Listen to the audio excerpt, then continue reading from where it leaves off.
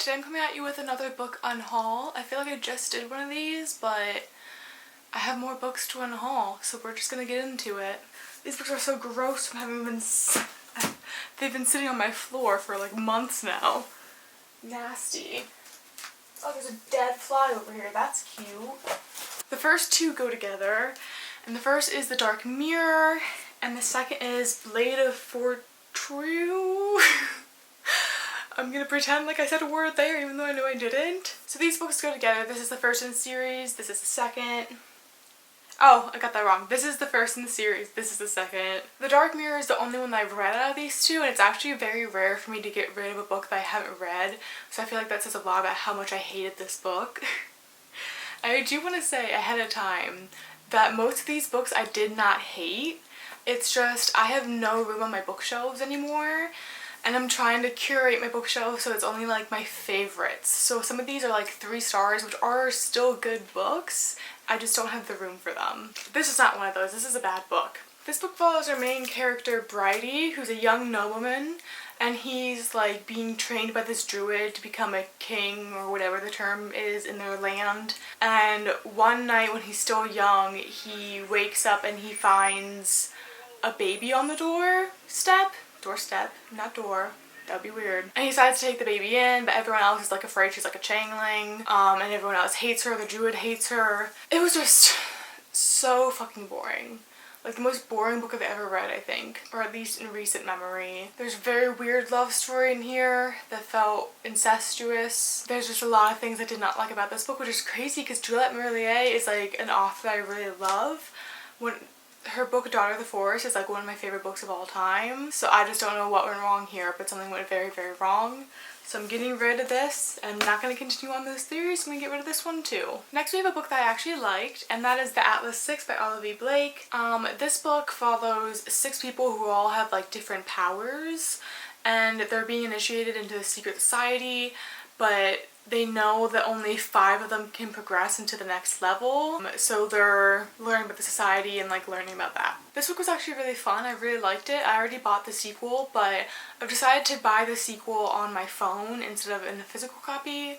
I didn't like love this series, and this is a hardcover and it takes up a lot of space. So I'm going to pass this on to someone who I think would like it. Then we have Wayward by Amelia Hart. This is a book that I did not particularly like. I thought it was okay. Not great. This book follows 3 women from the same family but in different time periods. One is in like the 15 or 1600s and she's being put on trial for being a witch. The other is in like the 1950s and she's like living in this mansion and has no idea who her mom is and is like trying to figure that out. And the other is a woman in our time and she's escaping an abusive relationship, and they're all tied together by their family name and their like affinity for magic. This book, I like how I'm doing this as I think. Like it wasn't the worst book I've ever read, but it just like nothing about it really intrigued me that much. There's a lot of trigger warnings for this book. Just everything you can think of is probably here, so be careful if you're gonna pick it up. Also, like a big issue that I had with this book was that it's historical fiction but it doesn't really seem to interact with the time period much. Like that it doesn't really feel important to the overall story, and when I read historical fiction I like to be really immersed in the time period and like learning about it. So it just wasn't my particular taste, but I'm sure that someone else will love this. And if that sounds interesting to you, then maybe pick it up. And then we have another book that I read for the same video. If you're interested, that's my reading the Goodreads Choice Award winners. I couldn't think of any of those words. So if you're interested, that's on my channel somewhere. I'm not going to link it because I'm going to forget about it, but it's there, so look it up. But the next book is In the Lives of Puppets by TJ Klune. This book follows a young human boy who lives with 3 robots, and one of them is like a father figure to him because he's raised him since he was a baby. And they're inventors and they like tinkering around. And one day his father gets taken and he goes on this journey to save him. This book was actually really sweet. There's also like asexual representation in here, which I think is great because you don't really see that very often. It was just a nice little book, but I'm not necessarily a nice little book person. I kind of like weird, scary, bad books sometimes. So I liked it. It's just not something I want to keep on my shelves. I'm sure someone else will like it much more than me. And if you really like wholesome books, I like definitely recommend this book. Very cute. With that, I'm gonna get rid of Death in Her Hands by Tessa Moshfegh. This is another book that I liked, okay? Like, I didn't hate this book. This book follows an older woman. What's her name? Oh, it doesn't say her name. It just says a woman. Okay, maybe you're not supposed to know. This book follows an older woman who one day stumbles across a note in the woods that says, "Her name is Magda.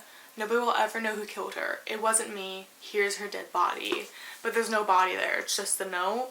And she becomes kind of obsessed over this and starts like trying to figure out what happened to Magda and trying to find her. It was definitely like a really interesting read. It just wasn't like particularly thrilling to me specifically. Not quite my taste, even though I did think it was interesting. And again, like, not gonna keep on my shelves. I think someone else will like it a lot more. After that, we've got The Madonnas of Leningrad by Deborah Dean. This book follows two different time periods. The first is during the siege of Leningrad, and the second follows our main characters when they're older, and specifically the main female character who's currently suffering from dementia. This book was fine. It was okay. It just wasn't anything special, really. It was kind of boring, and I don't feel like keeping it on my shelf, so it's leaving me forever. Next up, Flowers in the Attic by B.C. Andrews. This book follows a family with 4 kids. There's a brother, a sister, and then 2 younger twins that are also a brother and a sister. And essentially at the beginning of oh my god, I can't speak. At the beginning of the book, their father dies, and their mother is left with all this debt and she doesn't know what to do, and she's estranged from her family, but she decides to get in contact with her mother anyway. And you don't know why she's estranged from her family. So they end up moving in with her parents, but her dad does not know, so the children have to stay stuck in the attic essentially all the time until the father dies, and then the mother says that they will get the inheritance and like live happy and rich forever. Oh, this book was interesting. Every single fucked up thing you can think of is in this book. Incest, rape, murder, death of a child. I don't know why I used my pinky for that one, that was weird. Just like, this is a very fucked up book. I think she just put everything fucked up that she could think of into one single novel. But apparently there's sequels to this, and I'm not going to be reading those because while I thought this was interesting and while I read it actually really fast towards the end because I couldn't really put it down, it was just alright at the end of the day. I couldn't really get over the rape scene and how that was handled very, very poorly, by the way. So I just don't need to keep this. I don't. Then we have Scarlet by Genevieve Cogman. This book is essentially French Revolution plus vampires. It follows our main character who's a housemaid in England, and apparently she looks like this French aristocrat, and so they have this plan where they're going to save this French aristocrat by like using her as a stand-in. This book was like fun. The idea behind it is fun. The book was just okay, and there's like nothing about it really stood out to me as being very special. I'm sorry to say that feels cruel. I'm sorry to the author, it's just my opinion. So nothing really stood out to me. And then I didn't like how much sympathy everyone had for the aristocrats. It was just like, oh no, these poor rich people have never done anything wrong. And it's like, shut up. Like, shut the fuck up. There's income inequality for a reason. The rich hoard their wealth. Like, they're not as innocent as they think they are. And it just annoyed me. So, not my thing. Getting rid of it. After that, we've got Barbara Ehrenreich's Blood Rights, Origins and History of the Passions of War. The title basically sums up what it's about. I just could not get into this. It's a nonfiction, obviously. The argument wasn't very persuasive to me, and I just thought it was boring. So, next is another nonfiction. This one's just so random. Learning to Speak Alzheimer's, A Groundbreaking Approach for Everyone Dealing with the Disease by Joanne Cohen-Cost. This one's also self-explanatory. I read this because my grandma has dementia, and I was like looking for tips on how to deal with that. But it turns out Alzheimer's is a very, very, very, very, very different thing, which I didn't fully grasp. And I've grasped it now, and I have a good idea of Alzheimer's and techniques for how to deal with it, but it just doesn't really apply to my grandma, so I don't need to keep this. After that, we've got The Starless Sea by Erin Morgenstern. This book follows a young boy named Anthony Zachary. I was close.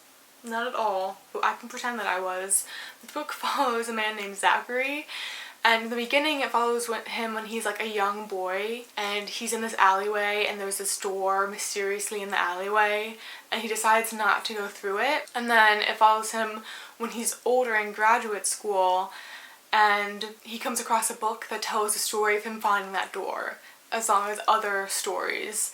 And he reads it all in one sitting, he becomes obsessed with it, and he wants to learn more about it, and it delves into this secret society. It's actually not a bad book. I think, like, my enjoyment of this book was just affected because I saw that it was advertised as dark academia. Not advertised, but it was listed as dark academia on Goodreads.